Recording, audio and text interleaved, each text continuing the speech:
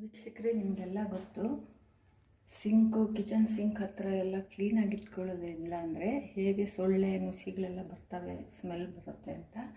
So ಅದನ್ನು ಹೇಗೆ ಈಸಿಯಾಗಿ ಕ್ಲೀನಾಗಿ ಇಟ್ಕೋಬೋದು, ಲಿಕ್ವಿಡ್ ಸೋಪುಗಳು ಬ್ರಷ್ಗಳೆಲ್ಲ ಹೇಗೆ ಕ್ಲೀನಾಗಿ ಇಟ್ಕೊಳ್ಳೋಕ್ಕೆ ಸಾಧ್ಯ, ಅದನ್ನೆಲ್ಲ ನಾನು ಇವತ್ತು ಈ ವಿಡಿಯೋದಲ್ಲಿ ತಿಳಿಸ್ಕೊಡ್ತೀನಿ. ಸಾಮಾನ್ಯವಾಗಿ ನಾವು ಸೋಪುಗಳನ್ನೆಲ್ಲ ದಂಡೆ ಮೇಲೆ ಇಟ್ಬಿಡ್ತೀವಿ, ಬ್ರಷ್ಷು ಸೋಪುಗಳೆಲ್ಲ. ಸೊ ಕ್ಲೀನ್ ಮಾಡಿ ಅಲ್ಲಿಟ್ರೂ ಅದು ನೀರು ಕೆಳಗಡೆ ಅಂಟ್ಕೊಂಡಿರೋದ್ರಿಂದ ಅದು ಹಾಗೆ ಸ್ಮೆಲ್ ಬರೋಕ್ಕೆ ಸ್ಟಾರ್ಟ್ ಆಗುತ್ತೆ. ಸ್ಮೆಲ್ಲಿಗೆ ಸೊಳ್ಳೆ ನುಸಿ ಎಲ್ಲ ಬರುತ್ತೆ. ಸೊ ನಾನೇನೇನು ಅದಕ್ಕೋಸ್ಕರ ವ್ಯವಸ್ಥೆ ಮಾಡ್ಕೊಂಡಿದ್ದೀನಿ ನಿಮಗೆ ಅದನ್ನು ತಿಳಿಸ್ಕೊಡ್ತೀನಿ. ಉಪಯೋಗ ಆದರೆ ನೀವು ಅಳವಡಿಸ್ಕೋಬೋದು. ಇವಾಗ ನಾನು ಮುಂಚೆ ಲಿಕ್ವಿಡ್ ಸೋಪ್ ಇಲ್ಲೇ ಇಡ್ತಾಯಿದ್ದೆ, ಇಲ್ಲೇ ಬ್ರಷ್ಗಳೆಲ್ಲ ಇರ್ತಿತ್ತು. ತುಂಬ ಕಷ್ಟ ಆಗ್ತಿತ್ತು ಕ್ಲೀನ್ ಮಾಡುವಾಗಲೂ, ಎಲ್ಲನೂ ಲಿಫ್ಟ್ ಮಾಡಿ ಕ್ಲೀನ್ ಮಾಡಬೇಕಿತ್ತು. ಸೊ ಇದು ನನಗೆ ತುಂಬ ವರ್ಷದಿಂದ ಒಂಥರ ಮನಸ್ಸಿಗೆ ಇರಿಟೇಷನ್ ಆಗ್ತಾಯಿತ್ತು. ಸೊ ಇವಾಗ ಏನು ನಾನು ಕಂಡ್ಕೊಂಡಿದ್ದೀನಿ ಅಂದರೆ, ಇವಾಗ ಈ ನಲ್ಲಿ ಇರುತ್ತಲ್ಲ, ಈ ನಲ್ಲಿ ಮೇಲೇ ಈ ಲಿಕ್ವಿಡ್ ಸೋಪ್ ಬಾಟ್ಲುಗಳನ್ನು ಅಥವಾ ಈ ಥರ ಹೈಟಲ್ಲಿ ಲಿಕ್ವಿಡ್ ಸೋಪ್ ಬಾಟ್ಲು ಇಟ್ಕೊಂಡಿದ್ದೀನಿ. ಹೇಗೆ ಈ ನಲ್ಲಿ ಮೇಲೆ ನಿಲ್ತಿದೆ ಅಂದರೆ, ನಾನು ಈ ಬಾಟಲ್ ಹಿಂದ್ಗಡೆ ಈ ಥರ 2 ವೇ ಟೇಪ್ ಸಿಗುತ್ತೆ. ಈ 2 ವೇ ಟೇಪನ್ನು ಇಲ್ಲಿ ಅಂಟಿಸ್ಬಿಟ್ಟು ಗೋಡೆ ಸಪೋರ್ಟ್, ಕೆಳಗಡೆ ಸಪೋರ್ಟ್ನಲ್ಲಿ ಇದೆ, ಹಿಂದ್ಗಡೆ ಅಂಟಿಸ್ಬಿಟ್ರೆ ಗಟ್ಟಿಯಾಗಿ ನಿಂತ್ಕೊಂಡ್ಬಿಡುತ್ತೆ. ಇದು ಆಲ್ಮೋಸ್ಟ್ ನಾನು 2 ಇಯರ್ಸಿಂದ ಈ ಬಾಟಲ್ ಇಲ್ಲೇ ಇದೆ. ಸೊ ಇದನ್ನು ಅಷ್ಟೇ ಆ ಥರನೇ ಇಟ್ಕೊಂಡಿದ್ದೀನಿ. ಇದು ನೀವು ಫೆವಿಕಾಲ್ ಹಾಕ್ಬೋದು, ಯಾವ ಫೆವಿಕ್ವಿಕ್ ಏನು ಬೇಕಾದರೂ ಹಾಕಿ ಅಂಟಿಸ್ಕೋಬೋದು, ಹೀಗೆ ಇರುತ್ತೆ. ಸೊ ಯಾವಾಗ ಬೇಕೋ ಆವಾಗ ನೀವು ಬ್ರಷಲ್ಲಿ ಹೀಗೆ ಪ್ರೆಸ್ ಮಾಡಿಕೊಂಡು ಪಾತ್ರೆ ಕ್ಲೀನ್ ಮಾಡಿಕೊಂಡು ಮತ್ತೆ ತೊಳೆದು ಇಡ್ಬೋದು. ಇದು ನಿಮಗೆ ಬಾಟಲ್ ಖಾಲಿ ಆದರೆ ಲಿಕ್ವಿಡ್ ಮತ್ತೆ ತುಂಬಿಸ್ಬೇಕಂದ್ರೆ ನೀವು ಬಾಟಲ್ ಲಿಫ್ಟ್ ಮಾಡಬೇಕಾಗಿಲ್ಲ, ಈ ಮುಚ್ಚಳನ ಹೀಗೆ ತೆಗಿಬೋದು. ಓಪನ್ ಆಗಿ ನೀವು ಇದಕ್ಕೆ ರೀಫಿಲ್ ಮಾಡಿಬಿಟ್ಟು ಲಿಕ್ವಿಡ್ ಸೋಪನ್ನು ಮತ್ತು ಹೀಗೆ ಮುಚ್ಚಳ ಮುಚ್ಚಿಟ್ಕೋಬೋದು. ಅದೇ ಥರ ಇದು ಹ್ಯಾಂಡ್ ವಾಶ್, ಇದು ಪಾತ್ರೆ ತೊಳೆಯೋ ಲಿಕ್ವಿಡ್ ಸೋಪು, ಅದನ್ನು ಕೂಡ ಹಾಗೆ ಫಿಲ್ ಮಾಡ್ಕೋಬೋದು.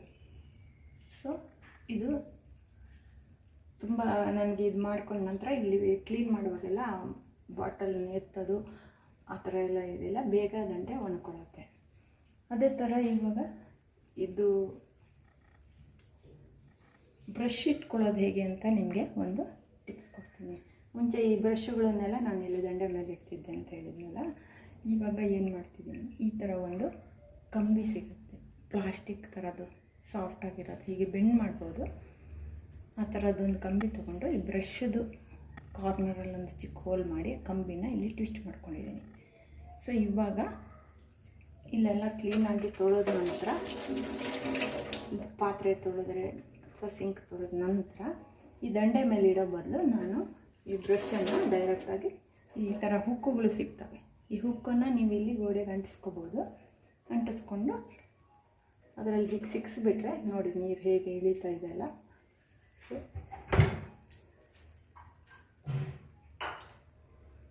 ನೀರೆಲ್ಲ ಕೆಳಗಡೆ ಇಳಿದು ಹೋಗುತ್ತೆ. ಇದು ಸಪ್ರೇಟ್ ಬ್ರಷ್ ಇಟ್ಕೊಂಡಿದ್ದೀನಿ ಪಾತ್ರೆ ತೊಳೆಯೋಕ್ಕೆ ಮತ್ತು ಸಿಂಕ್ ಉಜ್ಜೋಕ್ಕೆ. ಸೊ ಎಲ್ಲನೂ ನೀವು ಎಷ್ಟು ಬೇಕಾದರೂ ಹುಕ್ ಹಾಕೊಬೋದು, ಇಲ್ಲಿ ಸ್ಪೇಸ್ ಇರೋ ಥರ ನಿಮ್ಗೆ ಅನುಕೂಲ ಆಗೋ ಥರ. ಸೊ ಎಲ್ಲ ನೀರನ್ನು ಕೆಳಗಡೆ ಇಳಿದು ಹೋಗ್ಬಿಡುತ್ತೆ. ಅದೇ ಥರ ಇದು ಸಿಂಕಲ್ಲಿರೋ ಇದನ್ನು ಕ್ಲೀನ್ ಮಾಡಬೇಕಂದ್ರೆ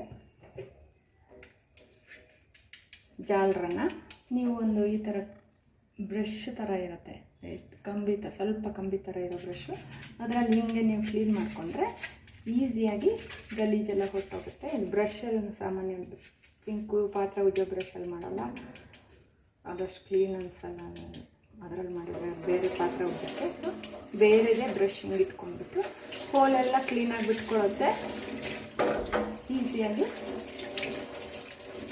ಕ್ಲೀನ್ ಮಾಡ್ಕೊಬೋದು.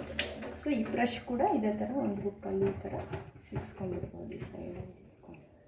ಸೊ ಕೆಳಗಡೆ ಏನು ಇರಲ್ಲ, ದಂಡೆ ಮೇಲೆ ಕ್ಲೀನ್ ಮಾಡಿ ಆರಾಮಾಗಿ ಈ ಥರ ಒರೆಸ್ಕೊಂಡ್ಬಿಡ್ಬೋದು.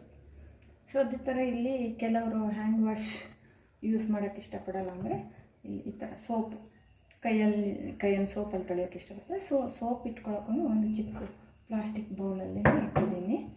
ಅದಕ್ಕೆ ಕೆಳಗಡೆ ಒಂದು ಸ್ವಲ್ಪ 4-5 ಹೋಲ್ ಮಾಡಿಬಿಟ್ಟು ಸೊ ನೀರೆಲ್ಲ ಇಲ್ಲೇ ಇಳ್ಕೊಳ್ಳುತ್ತೆ. ಕೈನ ತೊಳ್ಕೊಬೋದು. ಇದು ವೀಕ್ಷಕರೇ ಸಿಂಕ್ ಹತ್ರ ಹೇಗೆ ಈಸಿಯಾಗಿ ಕ್ಲೀನಾಗಿ ಇಟ್ಕೋಬೋದು ಅನ್ನೋದು ಕೆಲವು ಟಿಪ್ಸು ನಿಮಗೆ ಕೊಟ್ಟಿದ್ದೀನಿ. ಸೊ ನಿಮಗಿದು ಯೂಸ್ ಆಗುತ್ತೆ ಅನಿಸಿದ್ರೆ ನೀವು ಈ ಥರ ಮಾಡ್ಕೋಬೋದು ವ್ಯವಸ್ಥೆ. ಸೊ ಈ ವಿಡಿಯೋ ಇಷ್ಟ ಆಗಿದ್ದರೆ ದಯವಿಟ್ಟು ಶೇರ್ ಮಾಡಿ, ಲೈಕ್ ಮಾಡಿ, ಸಬ್ಸ್ಕ್ರೈಬ್ ಮಾಡಿ ಚಾನಲ್ನ. ಹಾಗೆ ನಿಮ್ಮ ಕಮೆಂಟ್ಸು ನನಗೆ ತುಂಬ ಅನುಕೂಲ ಆಗುತ್ತೆ ಈ ಥರ ಚಿಕ್ಕ ಚಿಕ್ಕ ಯುಟಿಲಿಟಿ ಟಿಪ್ಸ್ ಕೊಡೋದಕ್ಕೆ. ಧನ್ಯವಾದಗಳು ವೀಕ್ಷಕರೇ.